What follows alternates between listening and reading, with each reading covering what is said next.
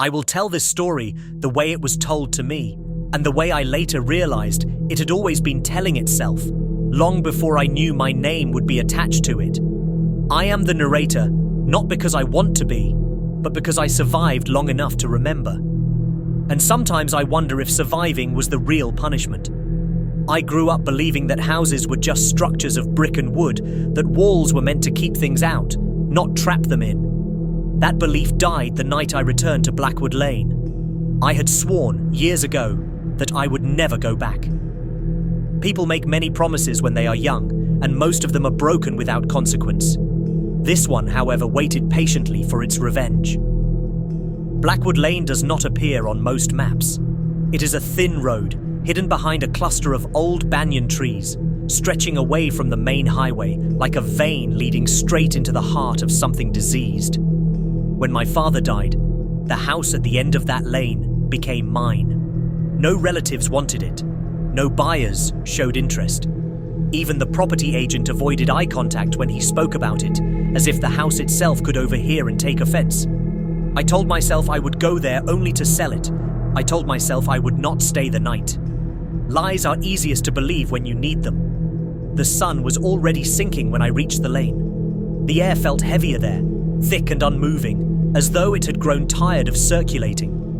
My car slowed on its own, or maybe my foot did.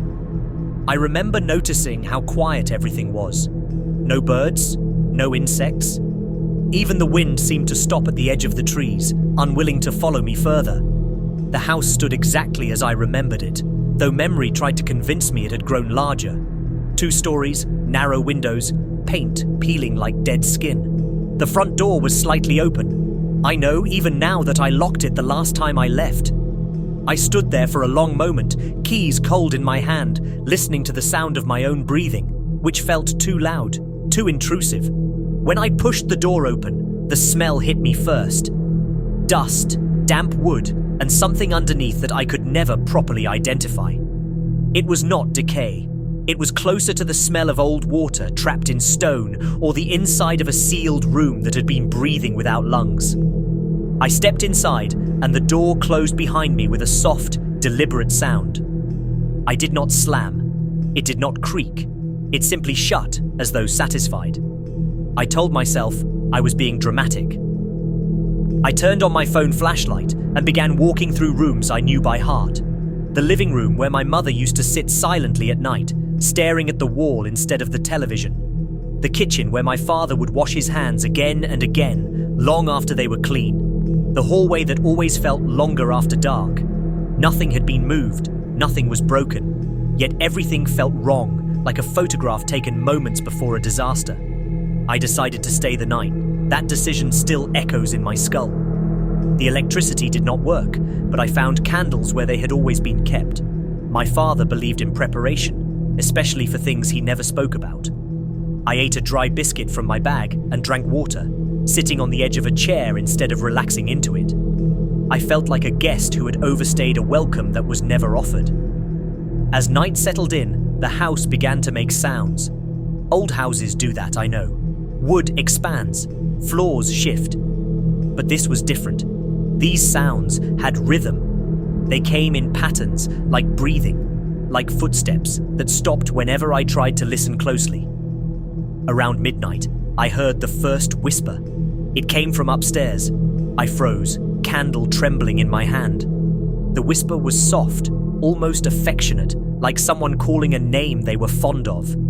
I could not make out the words, but I recognized the tone. I had heard it before, years ago when I was a child pretending to sleep. I told myself it was memory replaying itself. I told myself grief was inventing things. Still, I stood up.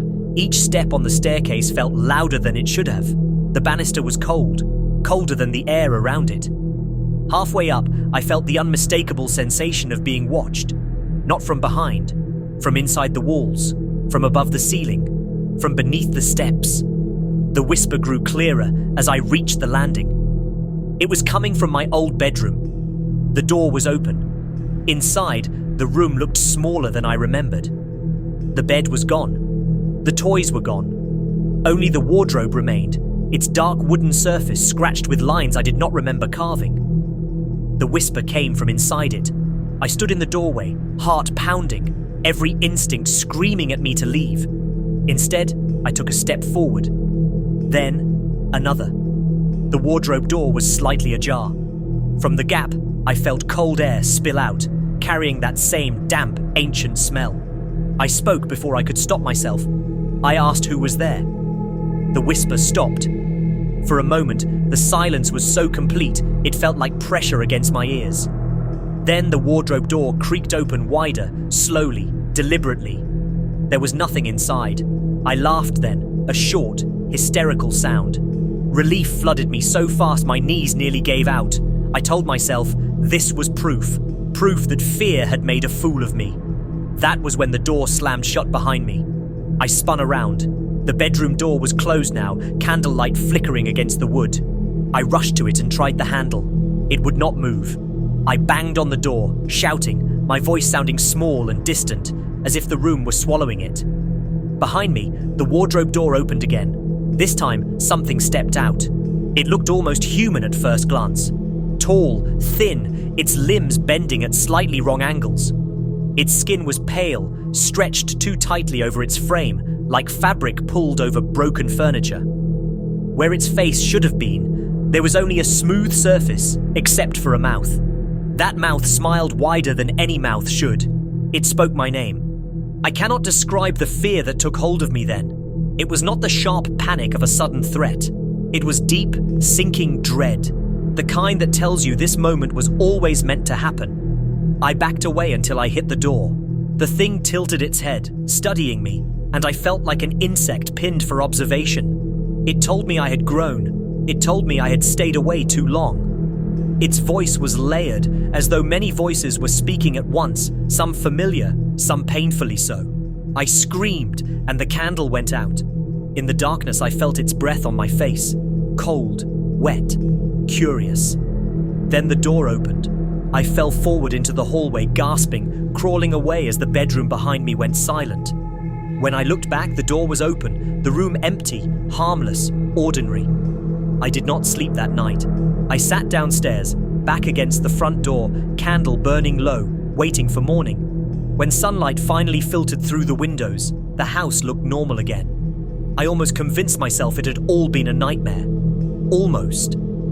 I found the scratches on the inside of my bedroom door before I left. Long, deep grooves, as if something had tried to claw its way out. I should have left then. I should have burned the house down or sealed it shut. Instead, I came back. I told myself I needed answers. Over the next few days, I searched through my father's old things. Hidden compartments, locked boxes, journals written in a cramped, desperate hand. He wrote about the house, about how it was older than it appeared, how it had been built around something instead of on top of it. He wrote about voices that came at night, about shadows that moved when they were not being watched. He wrote about a bargain. The house, according to him, needed a family. It needed to be lived in. When it was empty, it grew hungry. It reached out. It called people back. My father wrote that his own parents had made the same mistake, and their parents before them. Each generation believed they could escape. Each generation returned. There was a final entry, written in shaking ink. He apologized to me. He said the house knew my name the moment I was born. That night, the whispers returned. They came from every room, overlapping, growing louder until the walls seemed to vibrate. I tried to leave, but the front door would not open. The windows would not break. The house was sealed, whole, alive. The thing from the wardrobe appeared again, this time in the hallway. This time, it was not alone. Shapes moved behind it, pressing against the walls, faces forming briefly in the plaster before sinking back in. It told me the truth then. The house was not a place, it was a mouth. And I had stepped inside it willingly. It said my father had fed it with his fear, his silence, his years of staying when he should have run. Now it was my turn. I do not remember everything that happened after that. Memory fractures under that kind of terror. I remember pain that did not feel physical.